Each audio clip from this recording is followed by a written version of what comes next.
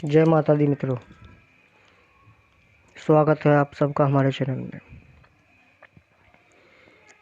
और आज के इस अंक में बजरंग बाण के ऊपर कुछ जानकारी डालने का प्रयास कर रहा हूँ। जैसा कि आप सब जानते हैं, बजरंग बाण के बारे में एक वीडियो हमने इससे पहले डाला था, पार्ट 1। जिन भाइयों ने वो वीडियो नहीं देखा हो वो पहले उस वीडियो को देख ले। उसमें हमने बजरंग बाण के पाठ की विधि और उसकी कुछ विशेषताएं एवं उससे होने वाले लाभ का आपको बताया है। जिसने वो वीडियो नहीं देखी वो पहले उस वीडियो को जाकर देख ले, ताकि उनको सारी बातें ठीक तरह से समझ में आ जाए। तो चलिए बात करते हैं बजरंग बाण के बारे में। जैसे मैंने आपको पहले भी बताया है, हनुमान जी की एक विशेष उपासना साधना ये है और सभी मनोकामनाओं को पूर्ण करने वाला है। जब आप पहले वाली वीडियो देखेंगे आपको सब समझ में आ जाएगा।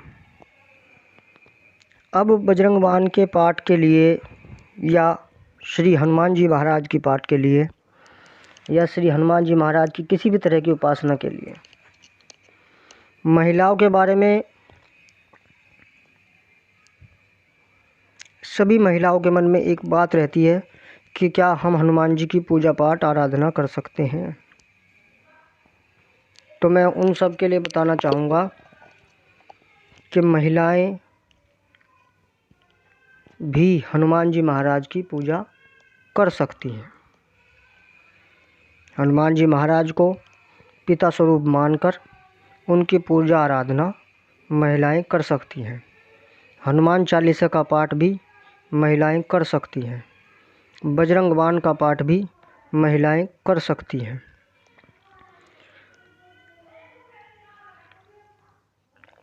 महिलाओं के लिए सिर्फ एक बात ज़रूर है कि हनुमान जी महाराज ब्रह्मचारी हैं, तो सभी महिलाएं हनुमान जी महाराज के चित्र या मूर्ति को स्पर्श ना करें, हनुमान जी को स्पर्श ना करें।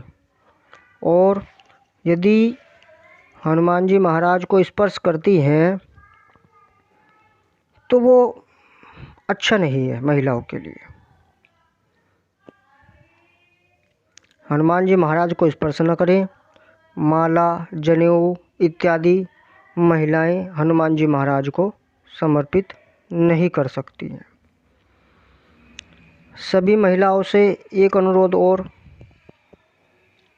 कि पिता तुल्य यदि आप हनुमान जी महाराज को मानकर अपनी आराधना करते हैं तो निश्चित तौर पर आपको भी उतना ही लाभ मिलेगा।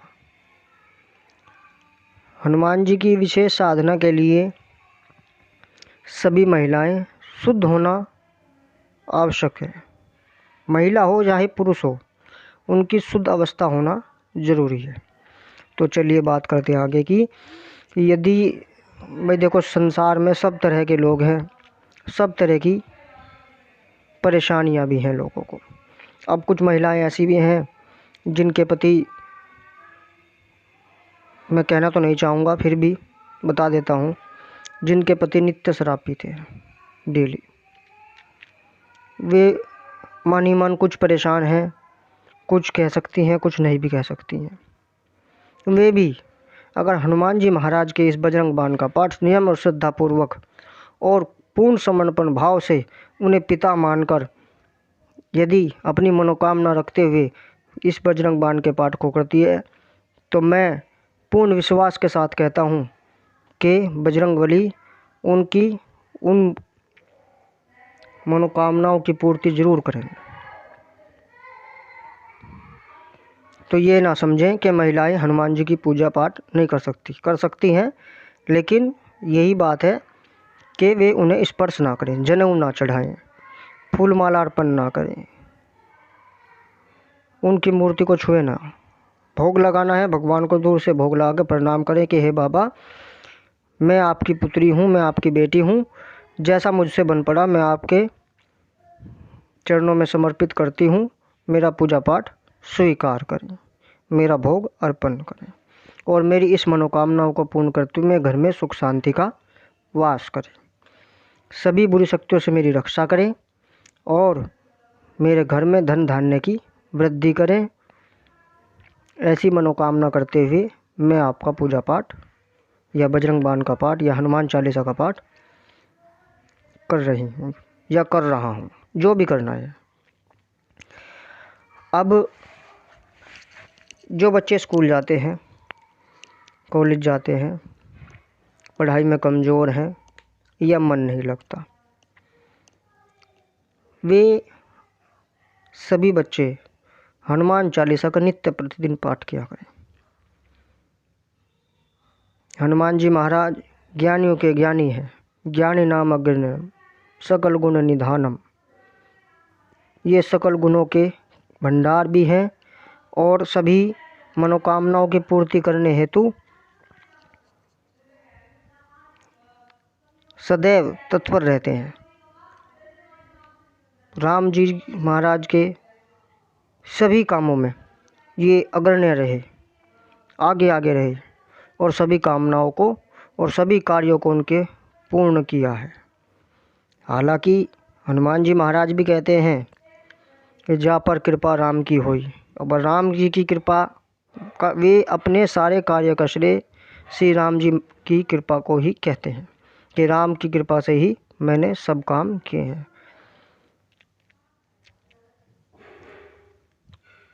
तो आप सब लोग श्रद्धापूर्वक बजरंग बाण का पाठ कीजिए और किसी भी तरह का मन में संशय मत रखिए कि हम पाठ करेंगे हमारा ये गलत हो जाएगा, हम ये गलत तरीके से तो नहीं कर रहे, हम ये उल्टा सीधा तो नहीं बोल रहे। शुद्धता का ध्यान रखना, बस शुद्धता का ध्यान रखिए और मन को समर्पित भाव करके बजरंग बली बाबा हनुमान जी महाराज से प्रार्थना कीजिए कि हनुमान जी महाराज, जो भी मेरे से इसमें भूल चूक हुई हो, जो मैंने त्रुटि की हो, उन सब के लिए मैं आपसे क्षमा चाहता हूँ। और इन्हीं के साथ साथ आप अपने पूजा भाव, समर्पण भाव श्री हनुमान जी महाराज के चरणों में समर्पित करते रहिए। और यदि भाई देखो, संसार है, सब कुछ है, एक समय ऐसा है हम भरपूर धनवान हैं, एक समय ऐसा है हमें किसी से धन लेने की आवश्यकता भी पड़ जाती है।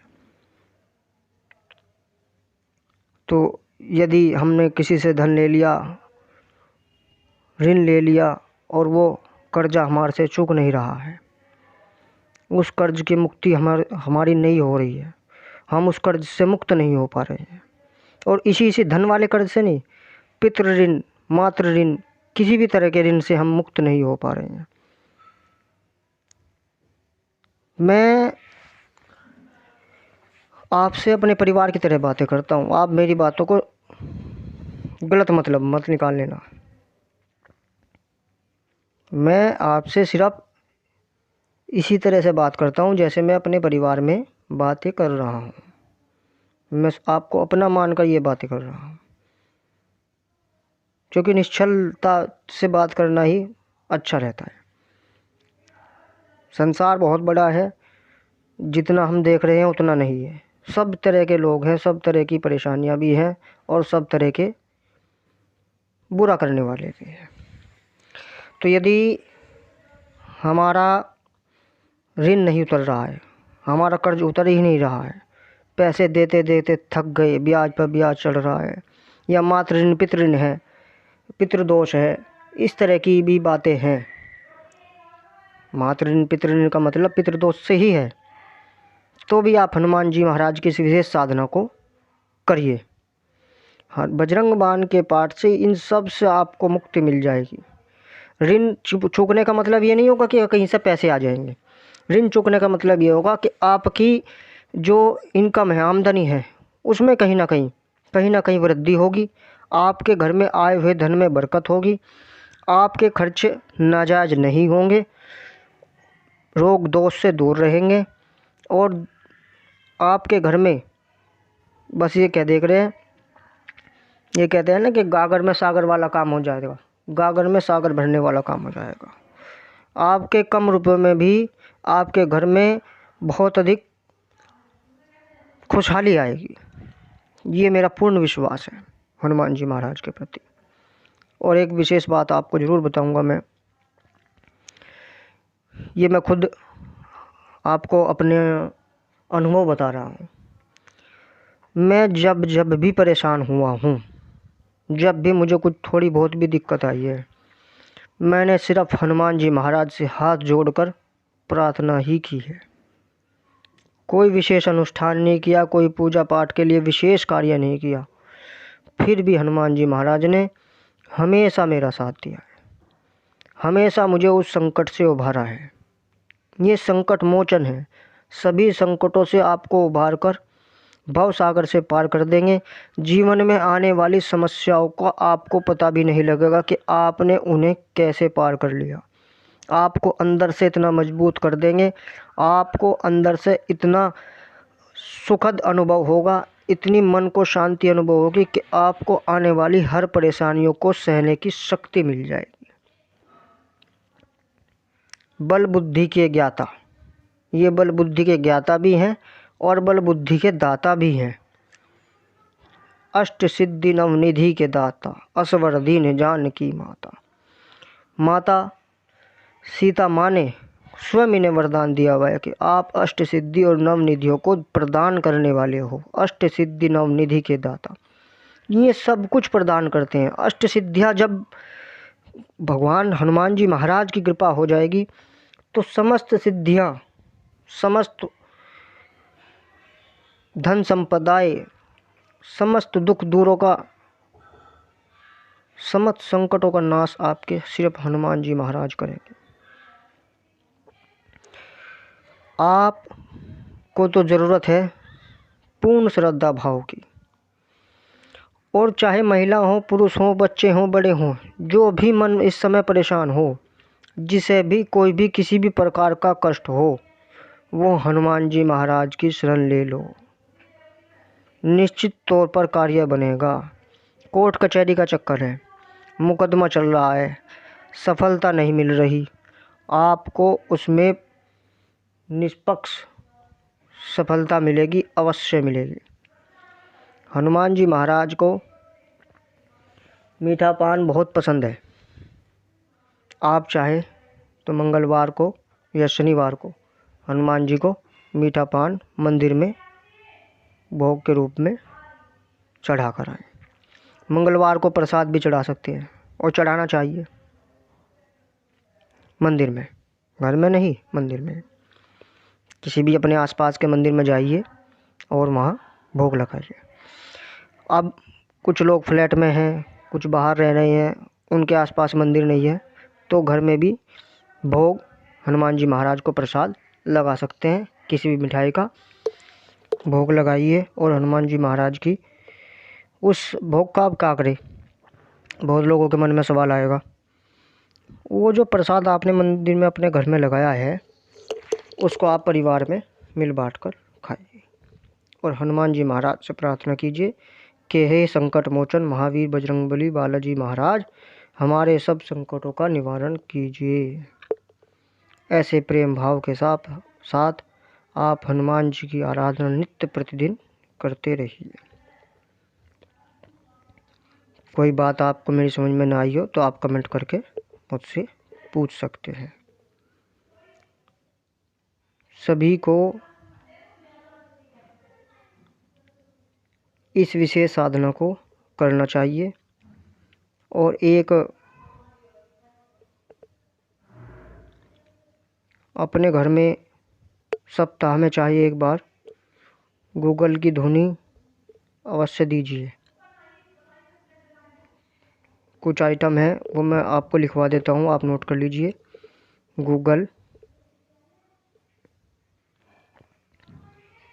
पीली सरसों, लाल चंदन का चूरा, सफ़ेद चंदन का पाउडर और लौंग, इलायची, ये सब आप कर लीजिए। आज के लिए इतना ही। सभी को जय माता।